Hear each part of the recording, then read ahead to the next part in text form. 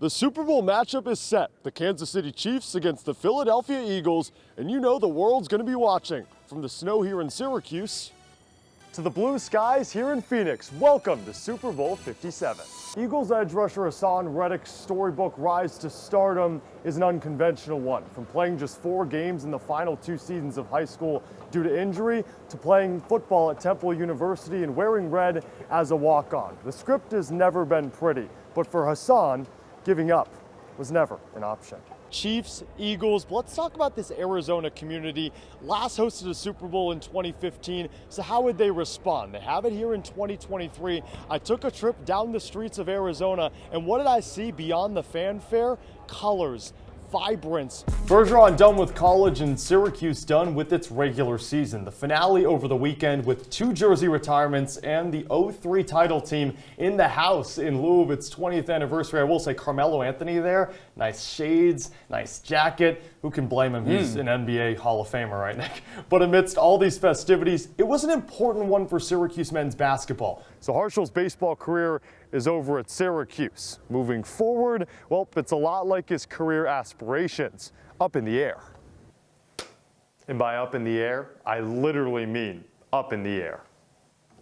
And in the first half, him and the Syracuse offense were one-dimensional. Garrett Schrader, his first instinct was to tuck and run. In the second half, he threw 20 passes compared to only 9 passes in the first half. That's because his first instinct in the second half was to appreciate his arm and his ability to escape the pocket and be comfortable doing so. And although Mackenzie's passion is clearly hockey, a sport that's often watched through a screen, his love is creating on one. And now, your Citrus TV Sports Report. It's March and the Orange are dancing. Welcome into sports. I'm Cameron Ezeir. Now, you might be thinking to yourself, wait, my NCAA tournament brackets on both the men's and women's side don't have Syracuse in the Sweet 16 or even dating back to the round of 64. Well, that's because SU is in the WNIT. Still the postseason, but one peg down from the big dance. But don't tell first-year head coach Felicia Leggett-Jack that there's a difference.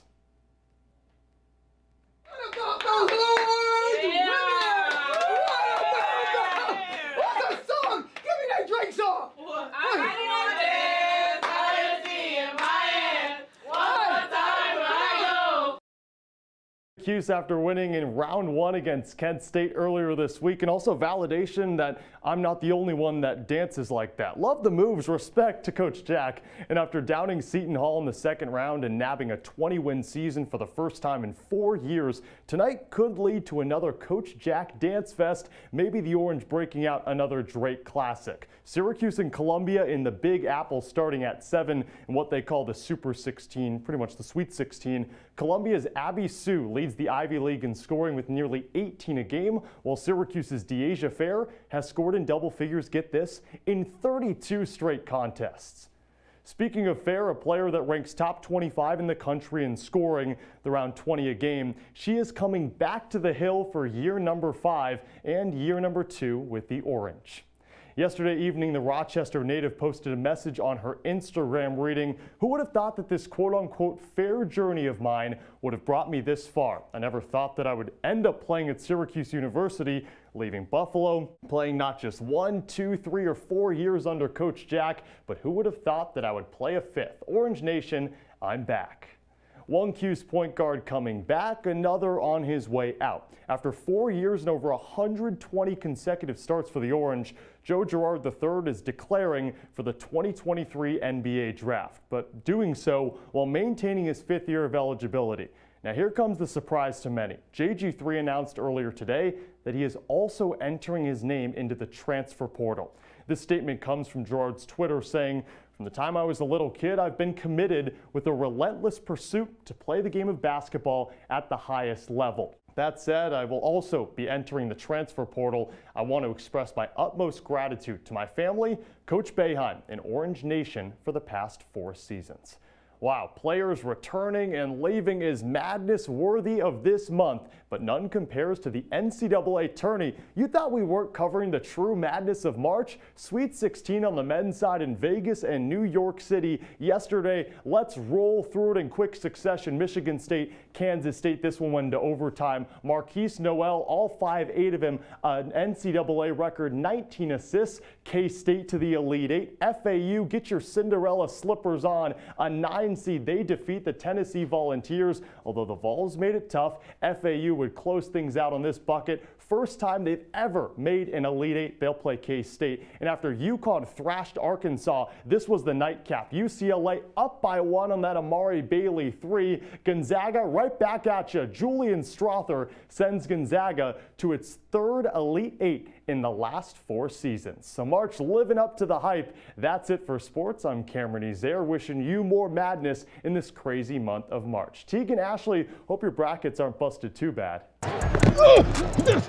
During the regular season, the Chiefs' offensive line allowed the 3rd fewest sacks in the NFL, thanks large in part to left tackle Orlando Brown Jr., who only surrendered 4. And it makes sense. Just 5 seasons into his career, Brown's resume reads success and gifted from top to bottom.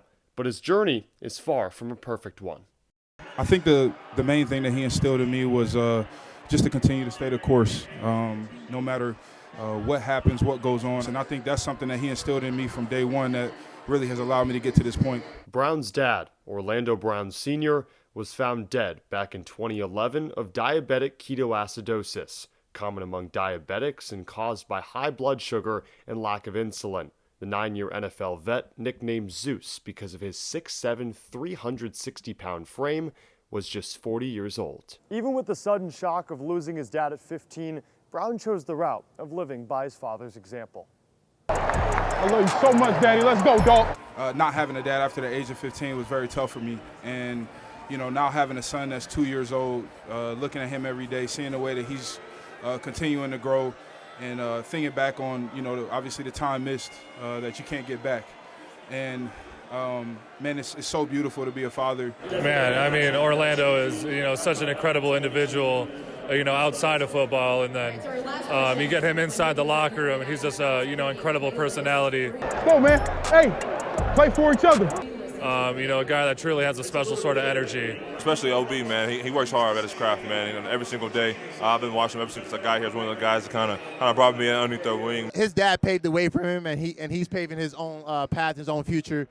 What's amazing is that his son, they call him Butter, so cute, man. And I can't wait to see him grow up. I hope to instill, mental toughness.